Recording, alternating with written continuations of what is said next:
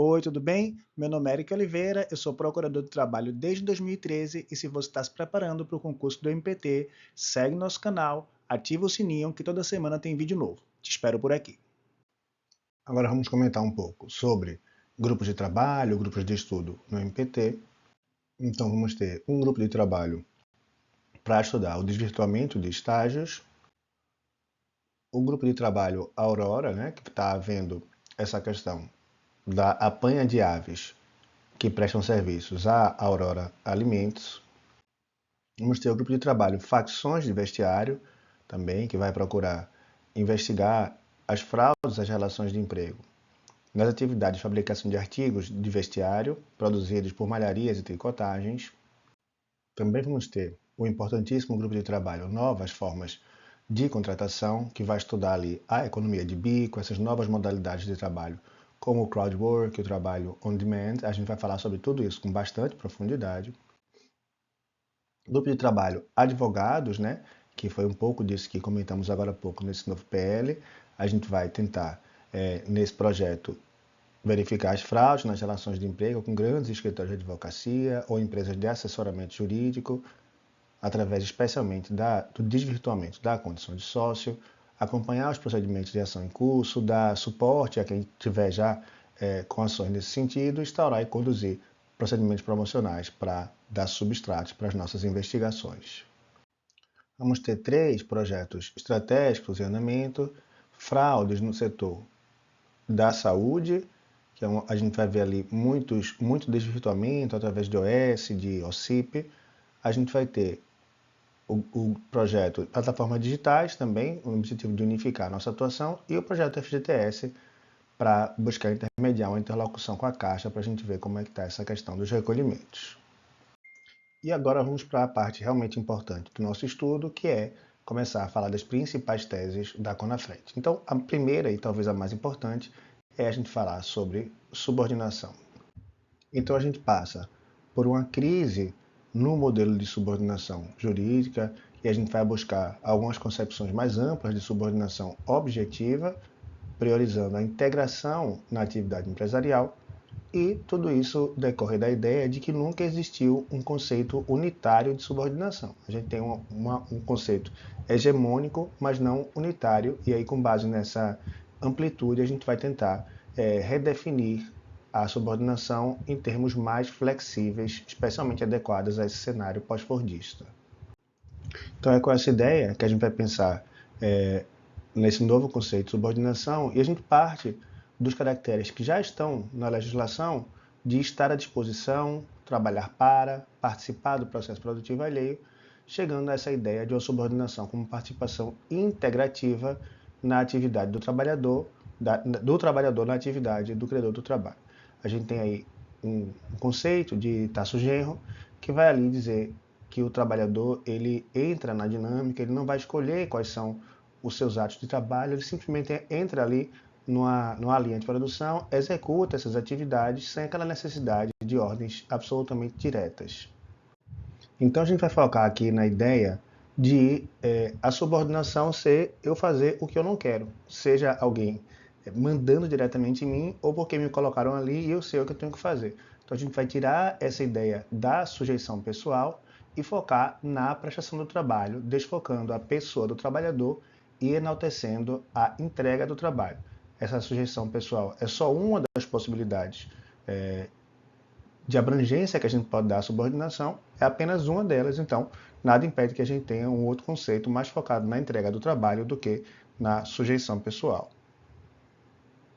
É nessa linha que a gente vai ver hoje, talvez, uma das mais famosas apresentações desses novos conceitos, que é a teoria da subordinação estrutural de Maurício Godinho Delgado, que diz que é aquela que se manifesta pela inserção do trabalhador na dinâmica do tomador, independentemente de receber ou não as suas ordens diretas, mas acolhendo estruturalmente a sua dinâmica e organização do trabalho. A ideia é que se o trabalhador executa atividades inerentes à estrutura organizacional da empresa, mesmo sem receber ordem direta, será seu empregado.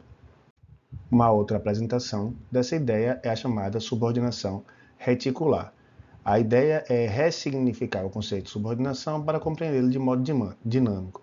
A subordinação jurídica emerge não apenas do uso da voz do empregador, mas também ela pode se formar na rotina de múltiplos agentes econômicos coordenados na unidade central de modo silencioso, incolor e aparentemente indolor.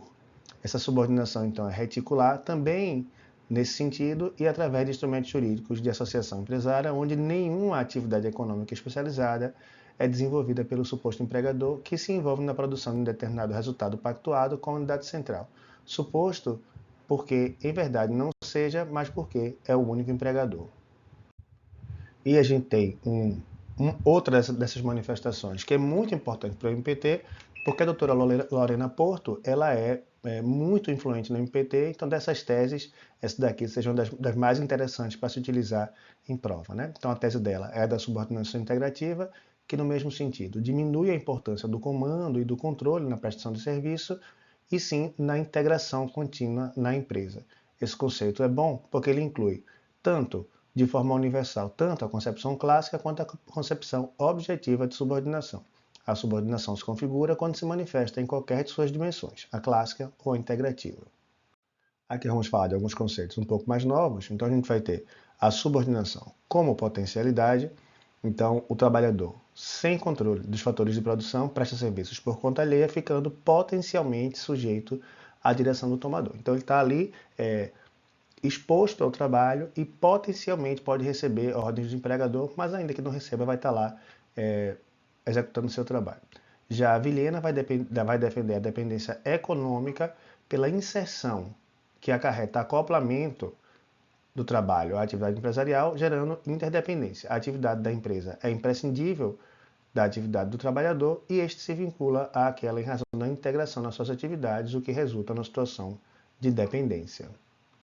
Essas novas teses elas recebem alguma crítica, especialmente diante da sua amplitude e de sua vagueza. Então, os que são contra essa tese, e esses não somos nós, tá? A nossa tese, a gente está só sendo advogado do diabo aqui para ver como é que é o outro lado, mas não é a tese que a gente deve defender. A crítica é que esses conceitos têm muita amplitude e vagueza, então dificultaria a gente saber o que é realmente essa integração. Além disso, eles defendem que nessas novas subcontratações pós-fordistas seria muito difícil a gente vincular o trabalhador à empresa central, a gente não sabe muito bem quem é a empresa central.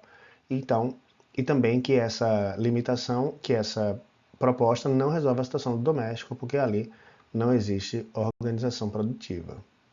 E vale a gente mencionar essa teoria dos 4 círculos concêntricos do importantíssimo Alain Supiot, que ali num trabalho que fez em 97, 98, vai propor essa concepção mais ampliada, sem focar só no empregado assalariado. Então, para Supiot, a gente vai ter o primeiro círculo, que são direitos próprios da relação clássica de emprego, né? O segundo ciclo, direitos comuns a diversas formas de atividade profissional, aplicável também a trabalhadores independentes, especialmente no campo da saúde, segurança e higiene do trabalho. A gente vai ter o terceiro círculo, com formas de trabalho não profissional, tradicionalmente indivisibilizadas, como o direito ao cuidado. E, por fim, a gente vai ter o quarto círculo, que são direitos sociais universais, garantidos independentemente de qualquer vínculo laboral, como expressão da cidadania e do princípio da solidariedade, como aqui seria a ideia a renda básica universal. A ideia de Supiot não é extinguir o contrato de trabalho, mas simplesmente realocar esse contrato de trabalho dentro de um mapa maior, né, dentro de um contexto maior. Ele continua existindo, mas agora ele não é o único, ele é só um país diante dos tantos continentes possíveis. Então, para a gente entender um pouco melhor isso, a gente vai ter o começo, né, de onde a gente começa esse raciocínio. A gente começa ali num contexto fordista, então as pessoas tinham um vínculo duradouro, né, elas entravam na empresa e trabalhavam lá a vida inteira, tinham carreiras internas previsíveis, então tinha plano de carreira e tinham forte dependência econômica, o que tornava facilmente identificável essa sujeição a poder diretivo. A subordinação jurídica, nesse caso, era ostensiva. Então, o próprio empregador ele dava ordens diretas aos trabalhadores que ficavam lá executando ordens numa correspondência quase imediata entre emprego e subordinação. E a gente vai ter esse modelo atual de reestruturação produtiva que desafia essa construção que a gente já tinha, né, de subordinação, porque tem modelos mais flexíveis de produção, desconcentrando as atividades empresariais. Então, a gente tem cadeias produtivas fragmentadas, multiplicação de contratos e interposição de pessoas jurídicas que vão alterar esse formato. O trabalho subordinado, como disse Alan Supiot, não acabou, mas as relações de comando ficaram menos óbvias. Então, tendo a gente tratado sobre as novas leituras de subordinação, vamos passar aqui para falar especificamente de um caso que tem bastante atenção da Conafred, que é o caso dos corretores de imóveis. Então a gente começa lembrando que o trabalho de corretor pode ser feito como autônomo ou como empregado. A gente teve muitas mudanças nesse mercado, como em vários outros, houve grandes concentrações com grandes empresas comprando empresas pequenas. A gente tem que lembrar que um dos requisitos legais para que se possa exercer a atividade de corretor de imóveis é ter título de técnico de transações imobiliárias e registro no CRESSE, fazendo as atividades de intermediação de compra, venda, permuta e locação de imóveis. Aí a questão fica para a gente saber se esses trabalhadores eles são autônomos ou são empregados. Mas a lógica é que essa empresa de corretor de imóveis, ela só pode atender as pessoas com um corretor de imóveis, né? Então, para que uma empresa seja uma empresa de corretor de imóveis, ela tem que ter empregados corretores de imóveis. E a lei e o decreto, eles não impedem a contratação como empregado, ao contrário disso, eles induzem a contratação como empregado, porque, mais uma vez, para que a empresa possa prestar serviços de corretor, ela tem que ter trabalhadores corretores que devem ter o registro no CRESSE. O que a gente vai ver, no caso concreto, é que, assim como na OAB, o advogado assim como o advogado tem que ter OAB para trabalhar, o corretor tem que ter CRESSE, né? A gente vai trabalhar com o princípio da primazia da realidade, vai ver se ali no caso concreto, se tinha alguém realmente mandando nesse trabalhador, nesse corretor, e aí, se não houver, se não tiver sendo, se não for configurado o vínculo de emprego, a gente vai aplicar o artigo 9º da CLT, que prevê a hipótese de fraude na relação de emprego e o reconhecimento de vínculo direto. O que a gente vai ter que ver no caso concreto é se a atividade está sendo desenvolvida por pessoa física, com pessoalidade e onerosidade. Se houver isso, a gente já sabe que a lei tem uma resposta para isso, que é o contrato de trabalho. Então, a gente tem que observar o que está acontecendo nos fatos e ignorar um pouco a forma, especialmente porque nesse caso a forma é contrária à lei. Então, a gente tem essa ideia de que o credenciamento associativo é uma grande vantagem para as empresas que estão contratando, porque evitam encargos trabalhistas e fiscais, e que parte dos empregados que ganham muito adotam esse modelo porque eles também têm vantagens fiscais, né? O próprio profissional ele quer ser contratado dessa forma. Mas a grande maioria dos trabalhadores que recebem salário menor, essa vantagem fiscal não compensa. Então, só sobra para ele a supressão dos direitos trabalhistas. Ele vai ter a supressão dos direitos trabalhistas sem ter as vantagens fiscais. Mas mesmo para esses que ganham muito dinheiro, as vantagens tributárias não podem afastar a aplicação cogente do direito do trabalho, sob o risco da gente ter uma situação de concorrência desleal, né? Então, resumindo, as empresas elas querem evitar encargos trabalhistas e fiscais. Essa vantagem termina gerando um rebaixamento ilegal de custos, gerando uma concorrência desleal com infração à ordem econômica. E aí como é que funciona essa dinâmica? As empresas de corretores de imóveis, elas tentam encaixar os empregados como se fossem parasubordinados. Segundo Lorena Porto, mesmo na Itália, a parasubordinação, né, onde ela foi criada, a parasubordinação é muito criticada por gerar uma fuga do direito do trabalho. A própria Lorena informa que o estudo do direito italiano fornece subsídios para justificar a não implementação da parasubordinação no Brasil. E como é que acontece na prática essa relação? Os gerentes de área, supervisores, gestores, coordenadores de equipe, são todos vinculados a metas de venda. Não existe autonomia nem para escolher os empreendimentos, nem para escolher o que vai vender, eles ficam vinculados a determinado gerente. Todos os meios de produção, prédios, imóveis, telefones, computadores, sistemas e carteira de clientes, que é o mais importante, pertencem à empresa, que suporta todos os custos do negócio, exceto os trabalhistas. Aqui é que está a fuga, né? Os corretores trabalham geralmente com exclusividade, não podendo realizar vendas de imóveis para a empresa concorrente e não possuem carteira própria de imóveis. E aí uma coisa que é interessante é que os corretores eles têm que realizar plantões seguindo escalas elaboradas pela empresa, né? Se ele faltar ou não for faltar ou se atrasar no plantão, vai ter punição. A punição é ficar fora do próximo plantão. Isso é uma coisa muito importante porque um plantão é uma grande fonte de renda. Todas as imobiliárias oferecem atendimento telefônico e os corretores cumprem escala em atividade que nem sequer é remunerada, salvo se houver venda.